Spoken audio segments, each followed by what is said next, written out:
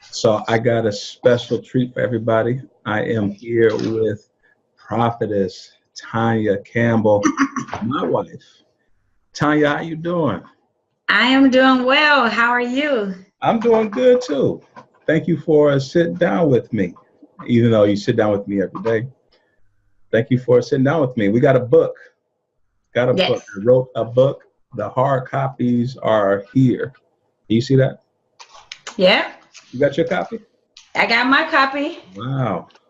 So the book is called Absurd, a parable of a man's uh, journey to discovering his purpose. And the book deals with individuals that, and I believe we're in a season now that God is calling individuals to come out of the box, step out of the boat. You've been hidden for a season, but there is more to you than the life that you're living. And so you feel that, you know that, you identify with that. And I believe that this book is written for you. That's the reason why I wrote the book. You were heavy on my heart, and I wrote this book. And me and my wife are going to talk a little bit about it. You had a chance to read the book. What do you think about it? I think this book is phenomenal. One of your guest speakers said last week that if you read this book and you don't get a revelation from it, to inbox her. Or where I would say something is wrong, or either you need to go back and reread the book. Yeah. Reading this book, I think I got up to, I believe we talked and I said chapter 7. Yeah. But up to that point, just reading the book, it deals with a lot of amazing nuggets about what's going on in your everyday life. And each chapter, I believe that those that will read the book and get the book, they will learn a lot about themselves. Each chapter, it will cause you to reflect. I know you have the author's reflection, but each chapter you'll be able to reflect and identify yourself in each chapter. And so what I think about the book is that no idea is absurd. You think about life, you think about everything that you go through on any given day, and you have all these amazing ideas, you're very creative, but then when you start putting it to paper, your ideas and all the different things that you may have, you may be like, you know what, I can't do this, I can't accomplish this. So you just put it in the back of your mind and not even go back to pick it up. So reading this book, it will enlighten you and bring like a lot of those different things that you had in the back of your mind or in your journals that you just put on the shelf. And so it will bring a lot of those ideas back to life. And so I believe this book will really, really help you, and you will really benefit from those ideas that you may have thought that were absurd, or you may shared your ideas with someone else and they may have thought like, no, I don't think that that's possible. But reading this book, it will really cause you to reflect about your life and to go back and pick up those ideas. Yeah. And do a self-reflection on you about who you are as a person and as an individual. Right. So I think it's really, really good. You did a really good job. So I just want to tell you that. Thank you. I'm so proud of you. I appreciate that. You're not biased in any way, are you? No, I'm not biased. Because, I will tell you. You would tell me. But no, I feel good about this work. This book specifically, we have a lot of books coming up, but I'm specifically passionate about this book because I feel the reader, I feel the audience. These are the individuals that are up and coming. They are the next in line. They are aspiring to be those leaders, those entrepreneurs, those people that are going to do great works on this earth. And they're waiting on the sideline. They're waiting for someone to affirm them. They're waiting. They're like, how could I do this? They're waiting. And so this book, the way that it's written, it is, God literally gave me a vision of individuals sitting in the bottle, contained. And the bottle is representative of your ideas, your environments, your belief systems that contain your life. And so it is time to break out of these bottles. That's more so what I think the book is going to do for individuals. They're going to break out of their bottles. Whether you're in prison, Mm-hmm. In your cell. I think this book is going to prepare you for the real world, whether you're sitting in someone's pew or you're sitting in at the bottom of the line. And no matter what environment you're in, if you're in the back, it's time for you to come to the front. It's time for you Yes. to operate in your call. So Yes. let's add some value to those that are listening. What do you think? Let's just have a conversation. Yes. Like, what do you think is the number one reason? It doesn't have to be number one, but what do you think a reason that someone that recognizes that I'm gifted, that I'm called, that there's more to life than this? What do you think it is that hinders them, that keeps them from ever fulfilling their role, their destiny? It could be a number of things, but one thing I believe that prevent people from fulfilling what it is they're called to do, whatever it may be, Yeah. I believe the biggest component, the greatest enemy is the word fear. Yeah. People are fearful, they're afraid to fail. And that is something that I've learned reading this book or just everyday life. Yeah. You will put it on a back burner because you are wondering, what if? What if it doesn't happen? Yeah. What if I'm not smart enough? Or what if I'm not gifted enough? And so the greatest reason why people don't move forward or they don't even go forward is because of fear. Yeah. And so I think one of the biggest things is as to why they don't, or a lot of people have books that they haven't written. Yeah. Or maybe it may not sound right, or you compare yourself. So many other people have done this. So what makes what I do any different? Yeah. And so the greatest thing with that is, why not?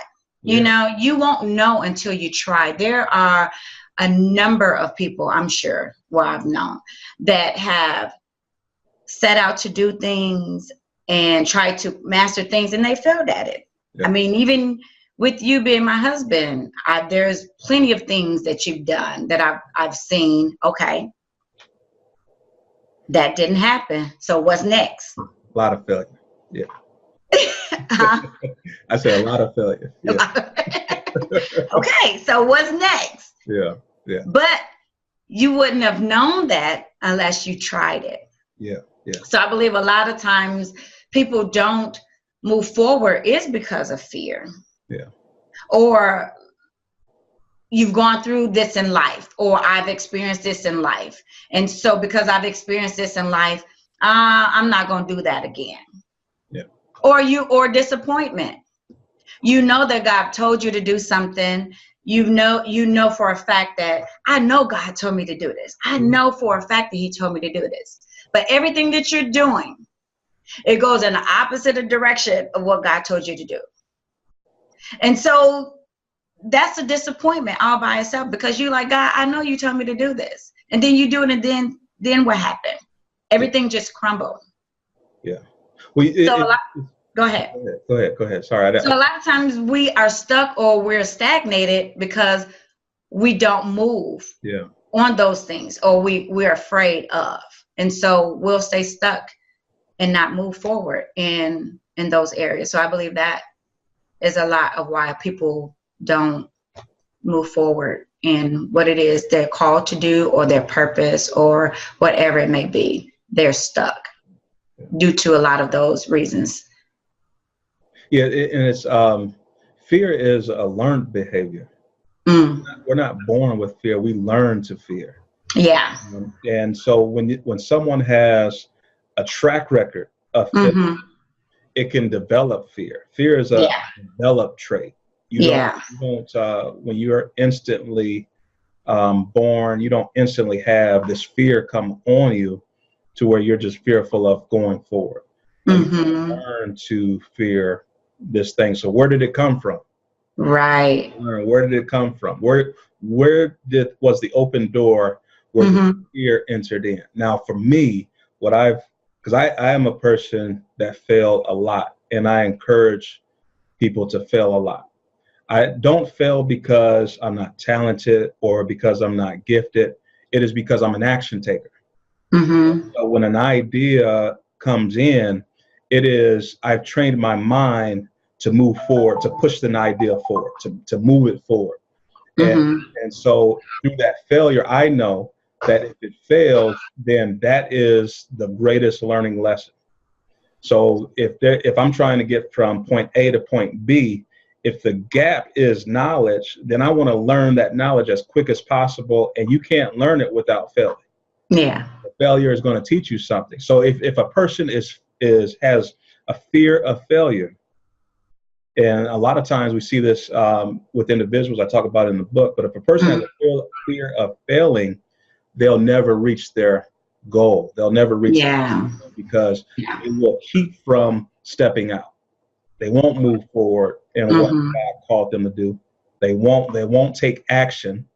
They'll Yeah. sabotage and all Mm-hmm. these things. So you're right on point with fear, how fear informs you. Yes. Because you can feel fear and still move Mm-hmm. forward. Yeah. You know, Yeah. you can feel it and still take action. Mm-hmm. You know, so it's a matter of what is the fear saying? How is it informing you? And God forbid that you're in an environment where the fear is reinforced, where Mm-hmm. you're under leadership, where they're enforcing the fear and Mm. and making you even more afraid. Or God forbid you're around a circle of friends that enforce and reinforce the fear that you're experiencing with Mm-hmm. your vision, with your dream, with your ideas and your purpose. It can be birth, but you need to be. And I think about when a baby is born, when a woman Mm-hmm. has a baby. I think about who's around. Yeah. Even before they get there, there's classes where those that's going to be there are trained to help you push, trained to help Mm-hmm. you breathe, because they know that this is going to be a hard time to birth this baby. But we have to have trained folks around us that's helping us push, helping us breathe, helping us be able to give birth to this baby. As you push, I'm there helping you push. Yeah. Yeah, yeah. So that's all good. That's all good. Yeah. I think that is so key, that's important that you said. I mean, that's interesting that you said that about fear. Or you just think about your life, stepping out to do stuff. A lot of times we'll stay hidden or we won't do it. And so I just think about, there's different times in my life where I was given opportunities to speak. And so, not having ever done it before, I was like, oh, I'm afraid to do it. Yeah.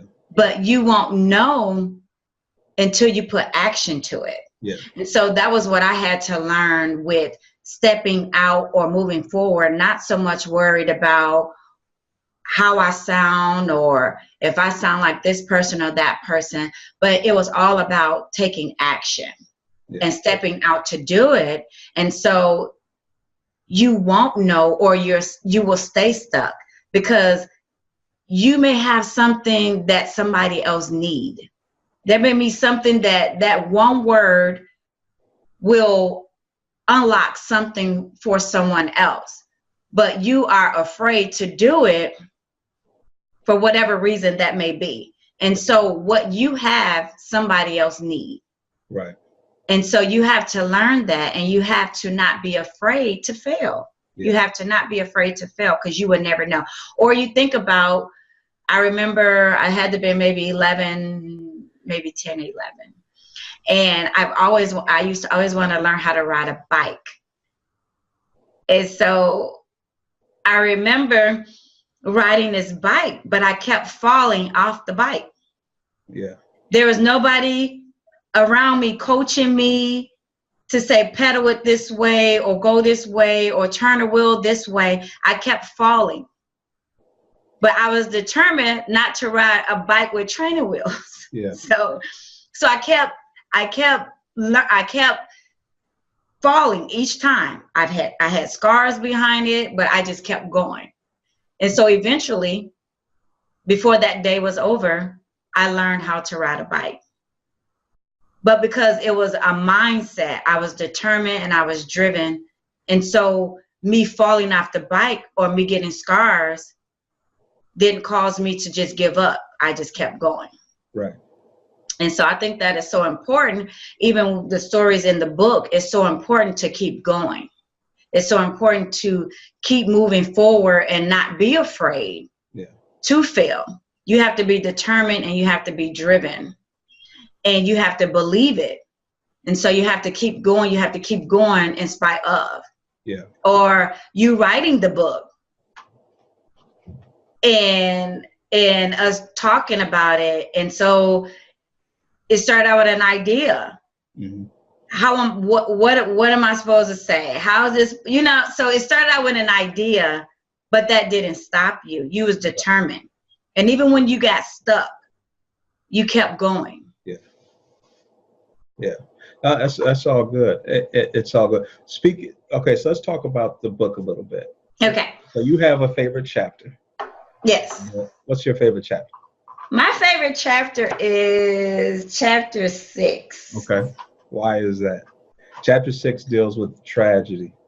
How the tragedy. Well, we want everybody to get the book, but I'll just get this book. It will bless you. Yeah. So the title of it is Harder They Fall. Yes, chapter 6. Hold on, let me just go there. I have everything like highlighted. Okay. Yes, chapter 6 is harder they fall, the tragedy that teaches me. Right. So that is my favorite chapter of the book. Why is that? The reason why it's my favorite chapter because it deals with so many different components. You're dealing with Samuel, you're dealing with Kitty, you're dealing with Simon. So these are characters in the book. These are characters in the book. It's in the book. But yeah. Okay. So you're dealing with so many different components. Mm-hmm. And you're dealing with, there was a situation where there was a tragedy. And whereas it gave somebody hope to believe that you're getting out this bottle. Right. You're getting out this bottle and you're going to make it. Yeah.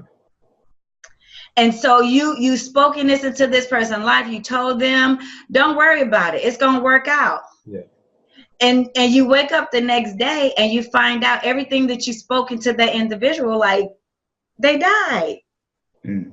Am I supposed to say that? Am I supposed to tell it? You know, the person died. Yeah.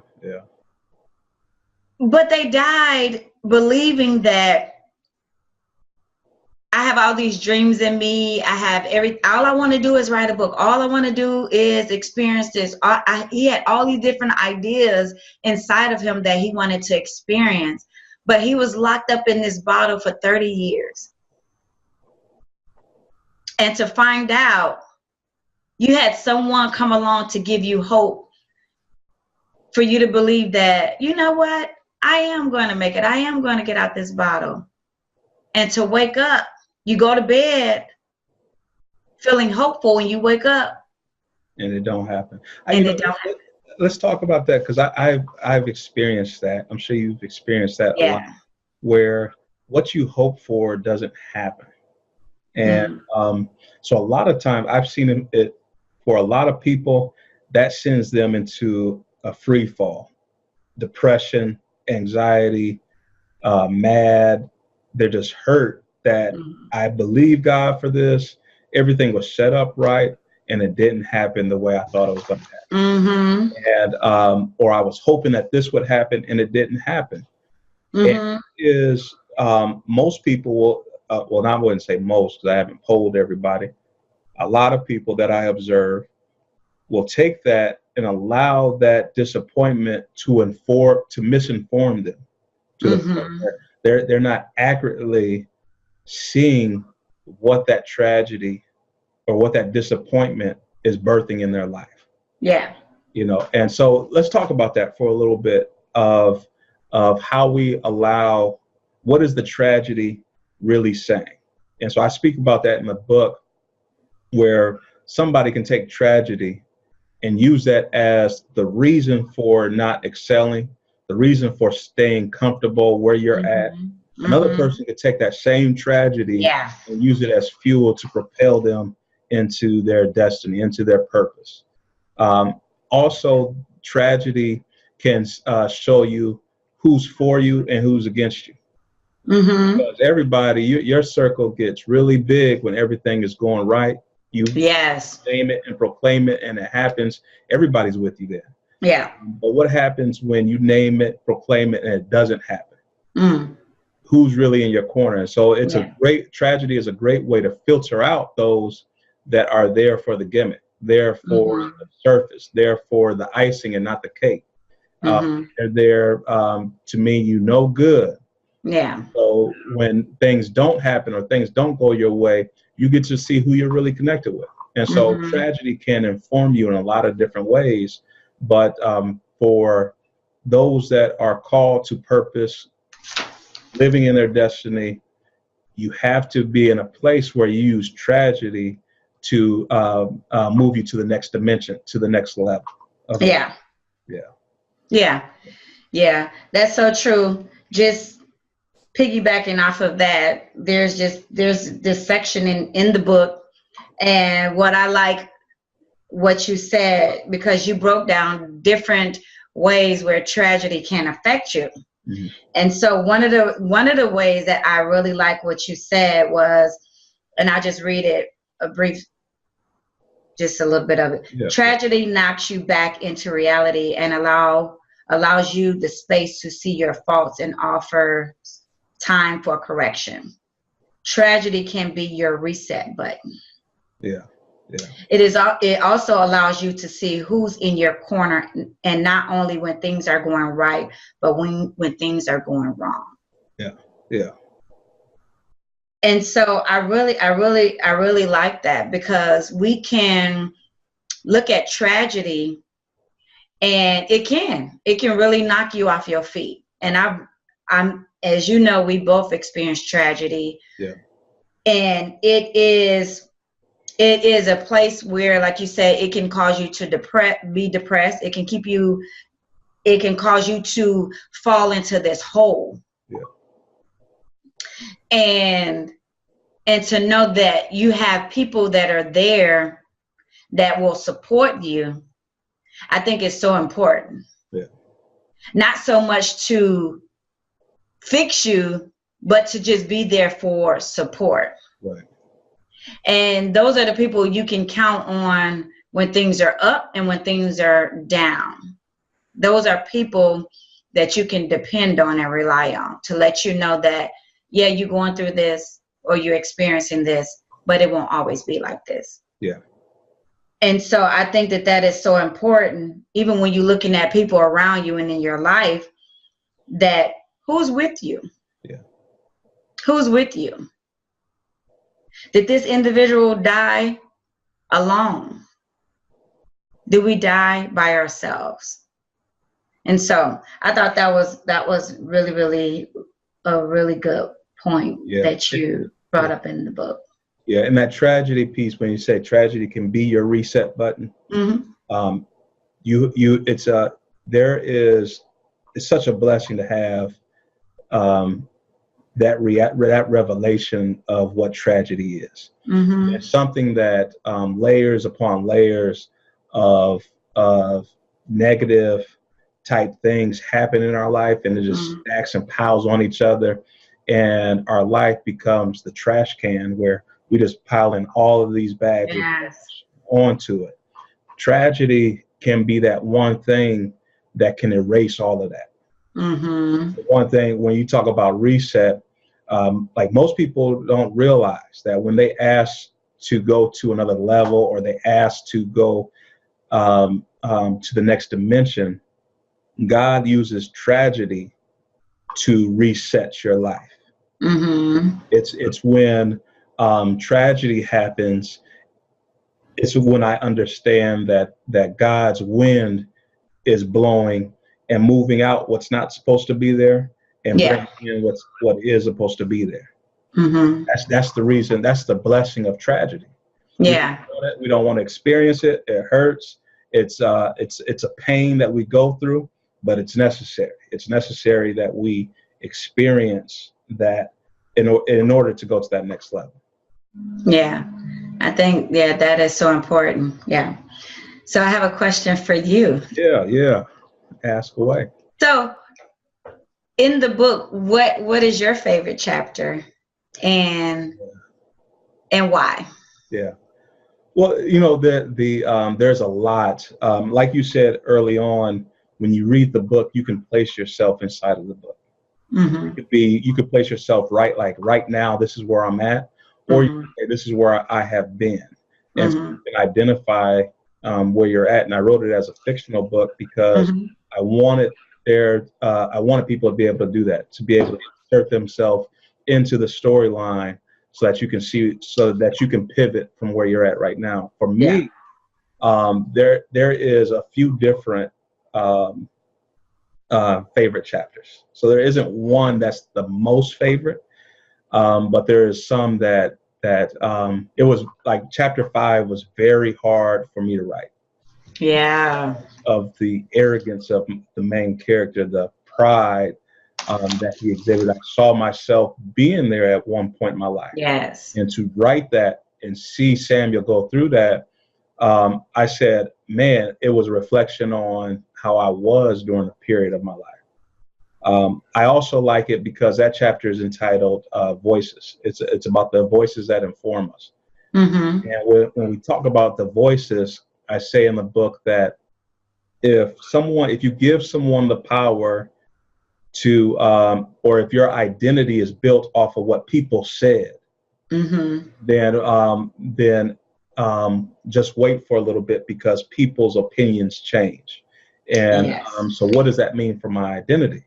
If Yes. if they inform me that, hey, you're the man, you're doing this, you're doing that, what happens when they change their mind and say you're not the man no more? Mm-hmm. My identity Yeah. was built on what they said. Then positively, what is my identity when they start speaking negatively of me? Mm. And it's a place where I think in terms of purpose, if we're going somewhere, that our identity can't be built on external voices. Mm-hmm. It only can be built on a foundation that cannot move. And for me, it's God, and he speaks on the inside. And so I have Mm-hmm. to have confidence in who I am on the inside, in the voice that's speaking to me.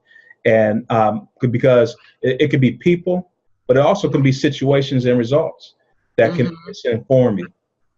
You Yeah. you could be in a season where you're doing well and your situation is well. And so you build your identity like, oh, I'm the man. I could do this. I'm very gifted at this. And then you go through a bad season when you're not doing so well. Mm-hmm. Okay, so are you still the man? How do you view yourself now that the Yes. situation has now changed?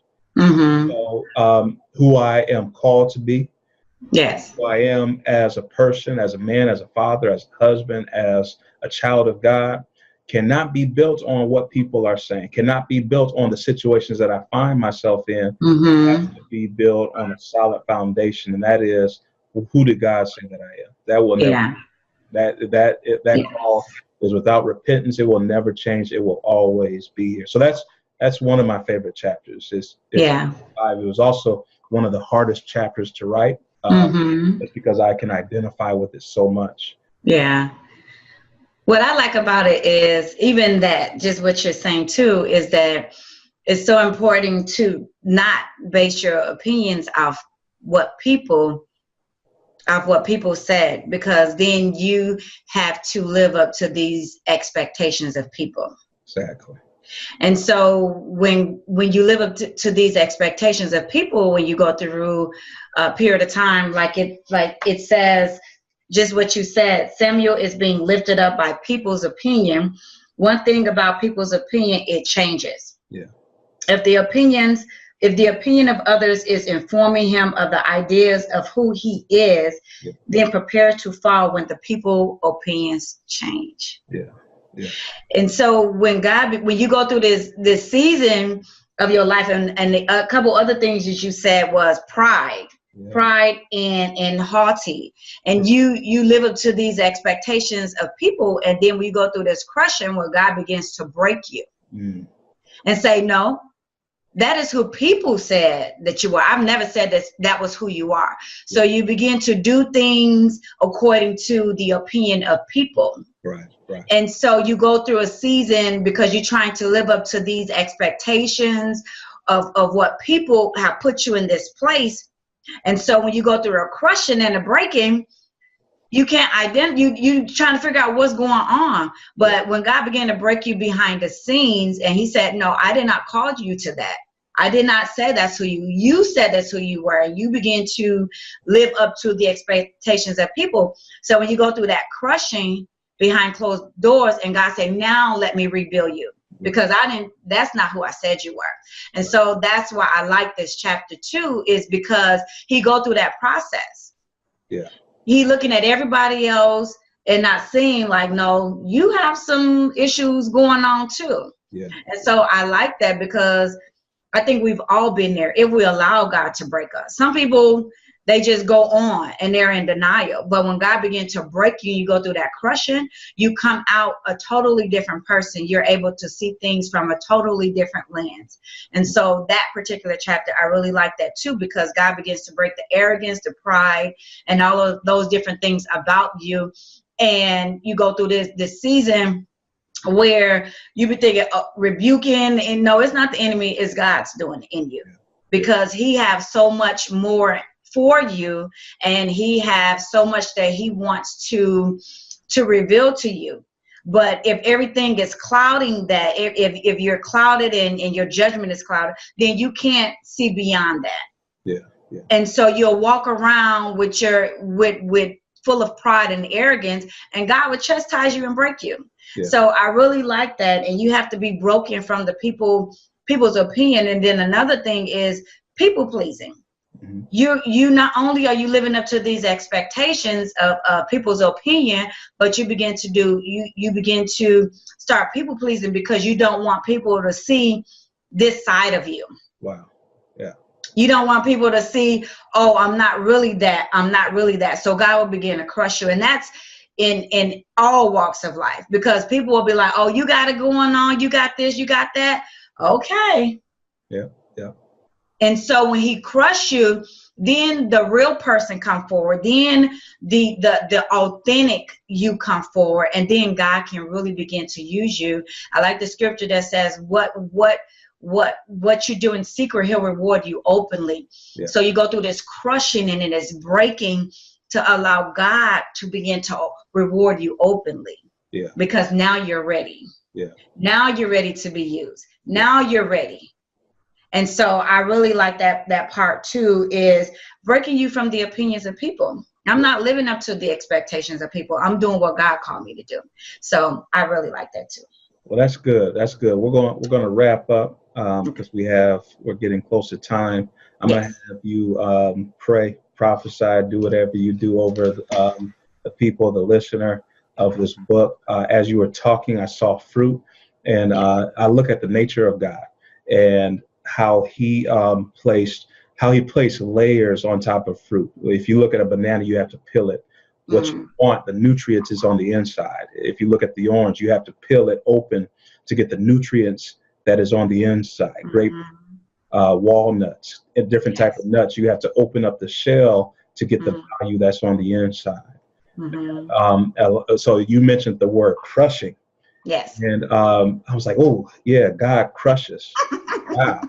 But he crushes that shell. He crushes that peel, that layer that's on the outside, so that value that's on the inside can come forth. The value that's on the inside is who you're supposed to be. Yes. And the image that you're painting on the outside is what needs to be crushed. Yes. So that you can show forth God's glory. Prophesy, pray over the people, over the and those that don't know my wife, she's an intercessor. She operates in the office of the prophet. Just prophesy over the people regarding their purpose, prayer, whatever God lays on your heart, and then we'll wrap up. Amen. Well, I just want to let everybody know is that this book will bless you. Yes, I'm saying it because he's my husband, but also there is so many great nuggets that you will benefit from reading this book. You will find yourself in this book on from the beginning to the end. And I just want to encourage anyone that is out there is that you have what someone needs. Everything that you have in your mouth, somebody else needed. And so I would just encourage you to not give up, to not allow those ideas to die, to not allow your vision to die, to allow God to use you so that when you leave this place, you leave here empty. Yes. And so I just want to say to that man and to that woman that your idea is not absurd. It's great. It will help somebody else. And so I just want to pray that the Spirit of the living God continue to have his way. I believe that this book is going to do great things in many households. I believe that God is going to not only just start here, but God is going to begin to do some great and mighty things. And so I just want to encourage you to be blessed, to read this book, to get this book. If you feel like, oh, I don't need it for me, get it for your son, get it for your daughter, get it for the child at school, get it for someone who have those ideas that many people are telling them that you're not going to make it, you're not going to be anything. So I just wanted to encourage you and that you be blessed. And I pray that this book bless you. And I pray that even from this interview, that if there's one thing you got from it, that something gave you that aha moment that I am going to do it. I'm going to go back and pick up my journal. I'm going to go back and pick up that idea that I put on the shelf. I'm going back to pick up the promises that God made over my life. I'm going to go back and revisit that prophecy that was prophesied over my life. And I just want to tell you to be blessed and walk in everything that God has for you. This is a year and a season that God is causing you to launch out into the deep. He's already given it to you. Now it's time for you to put action behind it. Yeah. So don't allow this year to get away from you, to escape from you, and you still talking about things that you have not accomplished in 2016 and 2017 or even 2018. This is the year to put action behind it. And so I just pray that you be blessed, and I pray that you have a great day in Jesus' name. Amen. In Jesus' name. All right. Thanks for your time. Thank you. Thank you for having me. All right. Go ahead and pick up the book. You said something that stuck with me. You said, go get it for somebody that's still living. If you don't have a dream and you picking up all your dreams and you're running and you said that you're ready to mail it in, then this book is probably not for you. Go give it to somebody that's still living, that still wants to live, that still has dreams, that's not currently operating in the earth, ideas that are not currently operating in the earth. Get it for them, pass it to them. It'll be a blessing to them. Yes. All right. Thanks, babe. All right. Thank you.